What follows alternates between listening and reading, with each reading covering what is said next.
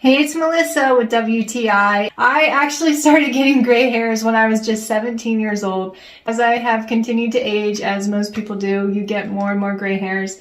Now, I did get them younger, even more devastating now that I am a little bit older, but I am so happy that I tried this AGEbeautiful hair dye. It's in 4N, the color that I use, but you simply match up the color that you want to try. It really does make my hair look and feel more conditioned. It's not wiry where the gray hairs are coming through.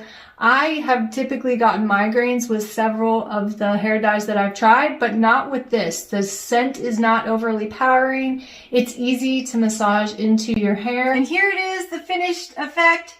I do feel a lot younger without having to see those gray hairs when I look in the mirror. Also, I feel like my hair is healthier and shinier after using this hair dye. I really appreciate that about it as well. Now, I did just do the roots today because I didn't need to do the ends. This hair color doesn't fade quickly, and I am very thankful for that as well. I think you're going to enjoy this. I know I do, and that's my point of view.